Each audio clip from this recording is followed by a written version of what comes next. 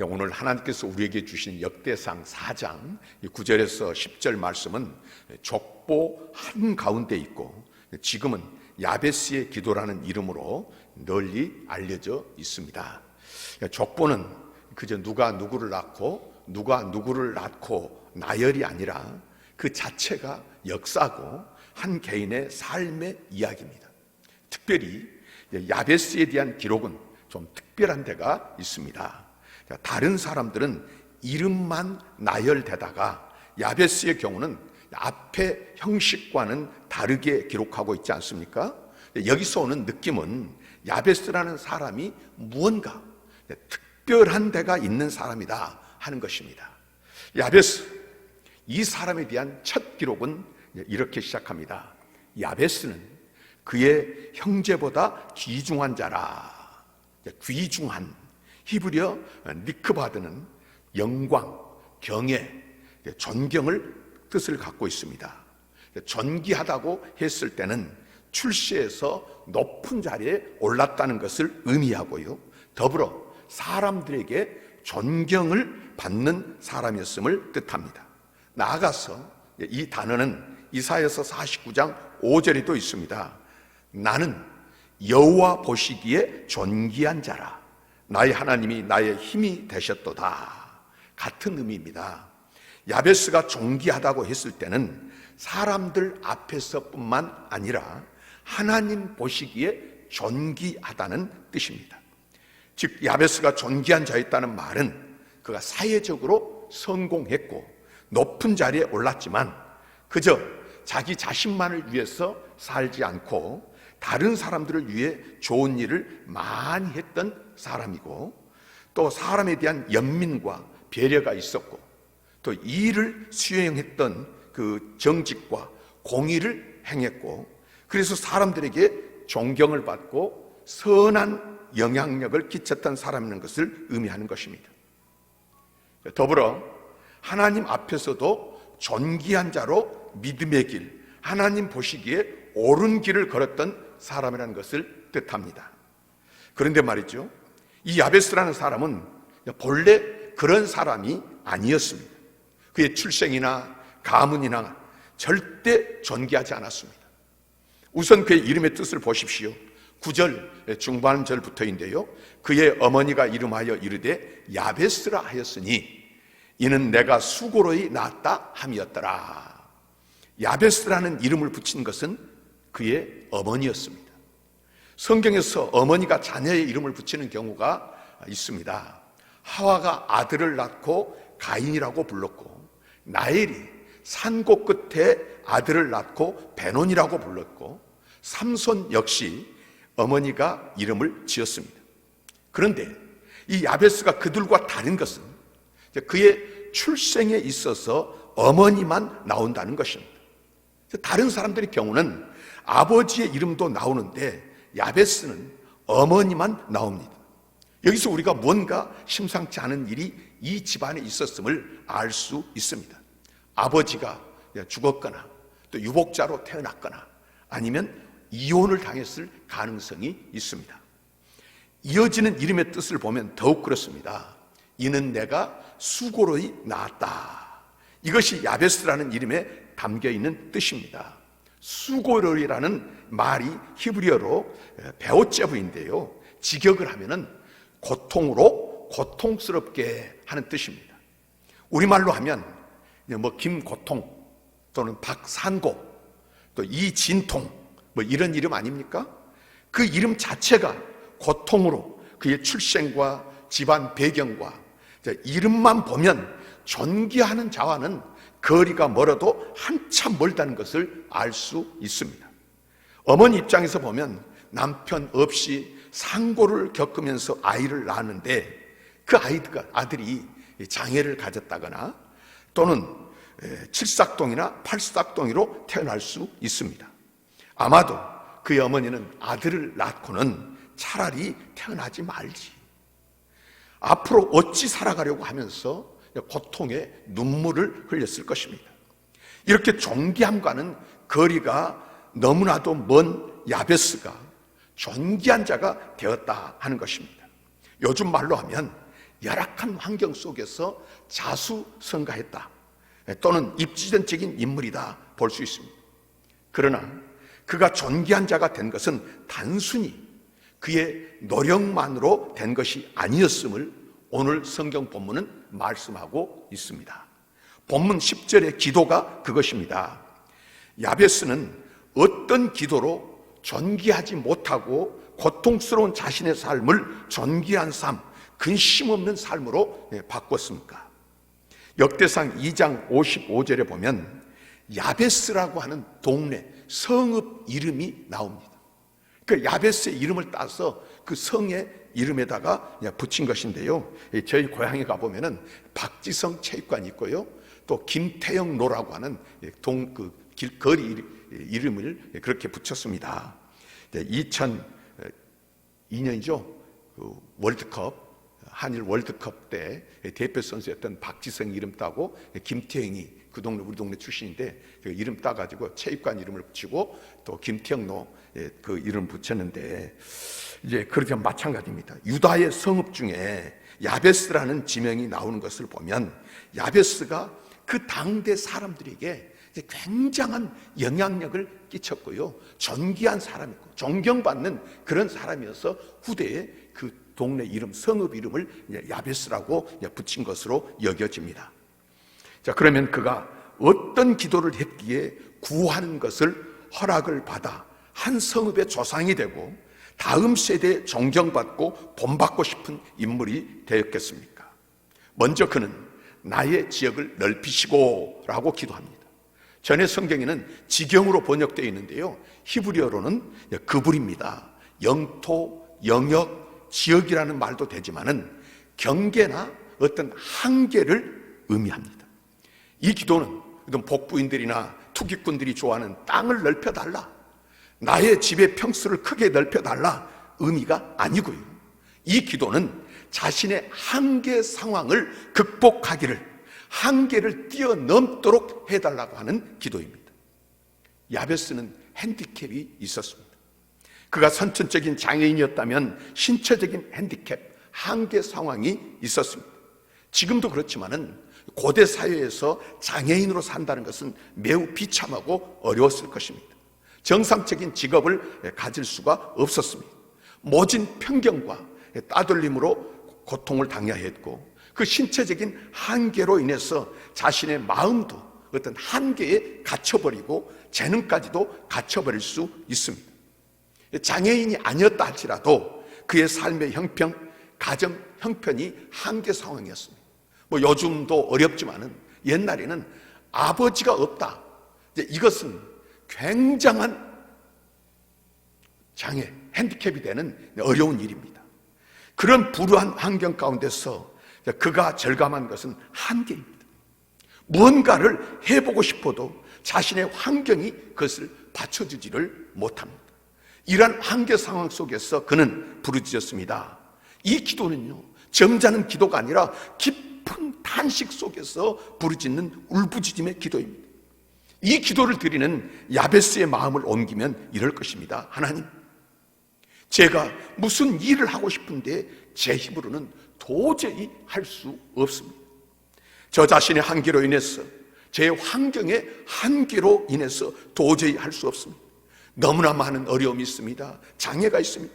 나를 가로막는 것들이 많습니다. 나를 불쌍히 여겨 주옵소서.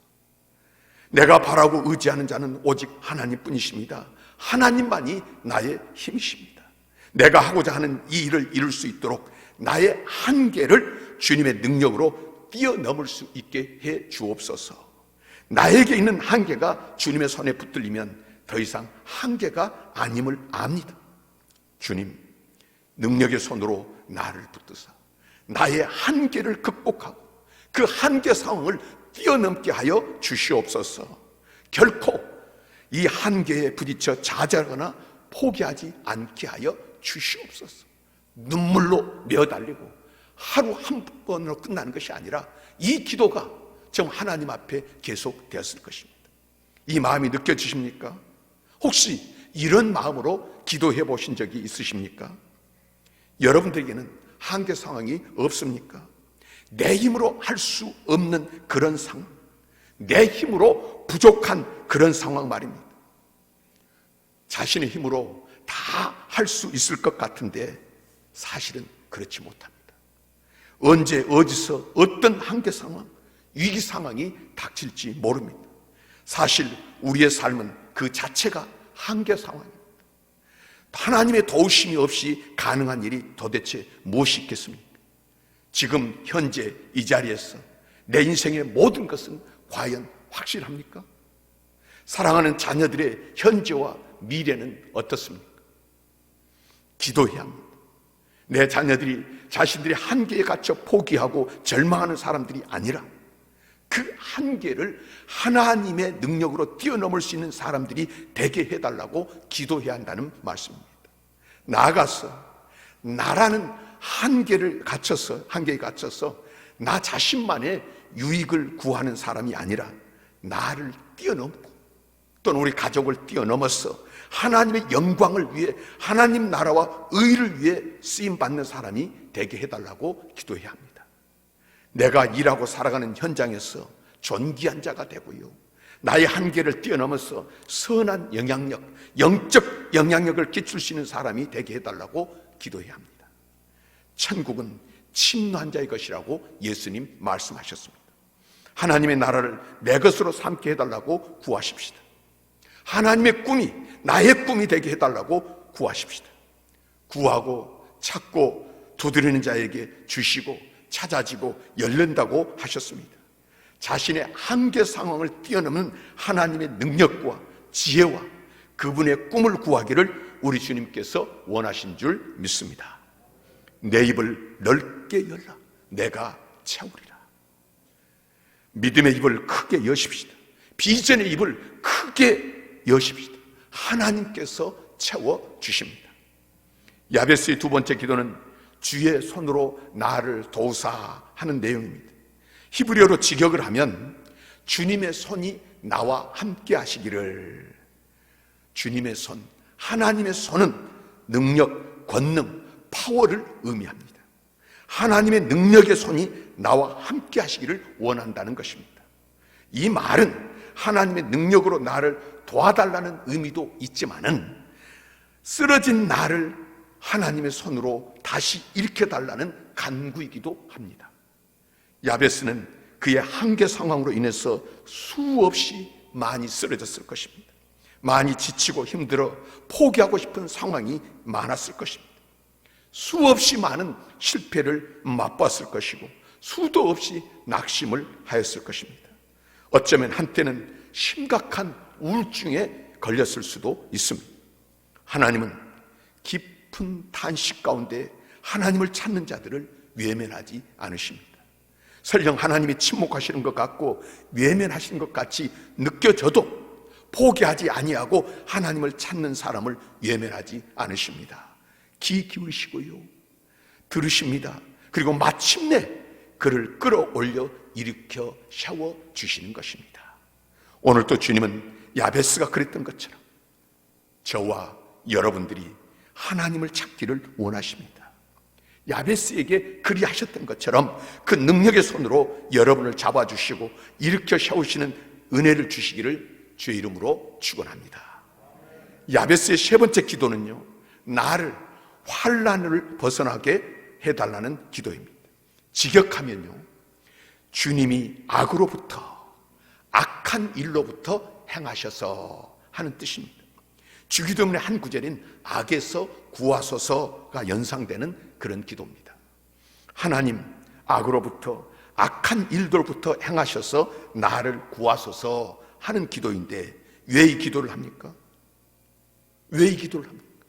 우리에게는 악을 이길 능력이 없기 때문입니다. 마귀의 유혹과 시험에 대해서, 세상의 유혹과 시험에 대해서, 사람들의 악한 생각과 행동에 대해서, 또한 환난도 악이라고 볼 수 있는데 이러한 환난 시련에 대해서도 우리는 능력이 없습니다. 있어도요, 너무너무 부족합니다. 사회 구조적인 악에 대해서도 마찬가지입니다. 우리에게는 그런 것들과 맞서 싸울 능력이 부족합니다. 부족한 정도가 아니라 오히려 우리는 그 악에 대해 넘어가고 무너질 위험 요소들이 더 많습니다. 나의 욕심 때문에 그렇고요, 내 안에 뿌리 깊은 죄성 때문에 그렇고요, 나의 완고함 때문에 그렇습니다. 내가 나의 주인 자리에 앉아있기에 더욱 그러합니다. 그렇다면 이 기도는 내 안에 있는 악에 넘어가고 무너질 위험 요소들에 대한 기도입니다. 기도와 말씀으로 거룩해진다고 했습니다. 기도와 말씀 없이 악으로부터 안전할 수 없습니다. 하나님의 말씀은 살아있고 활력이 있어 좌우의 날선 검보다도 예리하여 혼과 영과 및 관절과 골수를 찔러 쪼개기까지 하며 또 마음의 생각과 뜻을 판단하나니. 쉬지 말고 기도하라. 무시로 기도하라. 예수님은 육체에 계실 때에 심한 통곡과 눈물로 간구와 소원을 올렸다고 했습니다.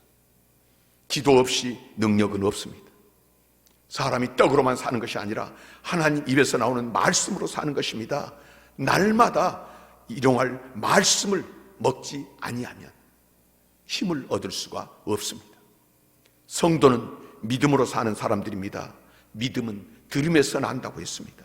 예배에 목숨을 걸어야 됩니다. 예배는 나의 평안을 위한 것이 아니라 하나님의 은혜의 말씀 없이는 살 수 없다는 나의 믿음의 표현입니다. 어딜 가든 어디에 있든 예배자가 되어야 합니다. 하나님은 오늘 또 예배자를 찾으십니다. 야베스의 네 번째 기도는 내게 근심이 없게 하옵소서입니다. 직역하면 내가 고통을 당하지 않도록 하옵소서입니다. 근심보다는 고통의 의미가 강합니다. 이 말은요, 야베스에서 야베스를 없애달라는 기도입니다. 고통의 이름 뜻을 가진 고통의 존재, 저주의 존재인 나에게서 그 고통과 저주를 없애달라는 것입니다. 비록 이름은 야베스지만 새로운 존재, 축복의 존재, 샬롬의 존재로 만들어 달라는 것입니다. 우리가 그러하지 않습니까? 우리는 본래 진노 아래 있었던 자들입니다. 저주와 고통의 인생이었습니다. 우리가 바로 야베스였습니다. 내가 바로 야베스였습니다. 그런 나를 하나님께서 예수 그리스도를 통해서 축복의 인생, 샬롬의 인생으로 바꾸어 주셨습니다. 저는 기도합니다. 특별히 여러분을 위해서 기도하고요, 우리 가정을 위해서 기도합니다. 조상 대대로의 저주와 고통을 끊으시고 축복의 가문, 믿음의 가문으로 세워달라고 기도합니다. 이것은 가계 저주론이 아닙니다. 우리의 인생은 본래 저주와 고통이었습니다. 하나님을 떠난 인생은 저주와 고통입니다. 아무리 부귀 영화를 누려도 그 본질은 저주이고 고통입니다. 그 끝은 영원한 저주이며 고통인 지옥입니다. 우리 조상 대대로 그렇게 살아왔습니다. 그런 내가 하나님의 은혜로 예수 그리스도를 믿음으로 구원받았습니다. 이제 새로운 존재가 된 것입니다. 축복의 존재, 샬롬의 존재가 된 것입니다. 그러나 이제 시작입니다. 예수님을 영접하는 것은 그 시작입니다. 그 다음부터가 중요합니다. 정말 나 자신이 축복의 사람, 믿음의 사람이 되어야 합니다. 내 인생이 축복의 사람, 샬롬의 인생이 되어야 됩니다. 나의 가정이 축복의 가정, 샬롬의 가정, 믿음의 가정이 되어야 됩니다. 그 기도를 했다는 것입니다. 주님, 나와 우리 자녀를, 우리 가문을 믿음의 사람, 축복의 사람으로 세워 주시옵소서. 하나님의 뜻은 우리의 행복입니다. 그 행복의 길을 제시하고 있는 것이 바로 성경입니다. 성경이 말씀하고 있는 행복의 길은 하나님을 경외하는 것과 예수 그리스도를 구주로, 주인으로 모시는 것과 그분의 말씀에 귀 기울여 순종하는 것입니다. 이 길 말고는 절대로 믿음의 사람, 믿음의 가문, 축복의 사람, 축복의 가문이 될 수도 없고 세울 수도 없습니다. 오늘 본문을 통해서 하나님께서는 야베스가 구하는 것을 허락하심으로 기도하는 자의 집안이 형통하게 됨을 알려주십니다. 하나님이 그가 구하는 것을 허락하셨더라. 하나님이 그가 구하는 것을, 세상에서는 천대받고 손가락질 받고 무시당하고 한계 상황 때문에 고통받는 그였지만은 그가 구하는 것을 하나님이 허락하셨더라. 이 말씀을 오늘 본문의 첫 구절과 연결하면 이렇습니다. 야베스가 존귀한 사람이 되었는데 이는 하나님이 그렇게 해 주셨기 때문이다. 이것이 야베스의 인생과 기도의 결론입니다. 하나님께서 고통과 저주의 존재인 야베스를 축복과 샬롬의 존재, 존귀한 자로, 존귀한 인생으로 바꾸어 주셨습니다. 모든 것이 하나님의 은혜입니다. 하나님의 은혜는 어떤 사람의 핸디캡이든 한계 상황이든 저주와 고통이든 그 무엇이든 하나님의 손에 붙들리면 더 이상 한계가 아닙니다. 더 이상 저주와 고통이 아닙니다. 이제는 한계가 능력이 되고요, 저주가 축복이 되고요, 고통이 샬롬이 됩니다. 이것이 저와 여러분들을 구원해 주신 하나님의 은혜입니다.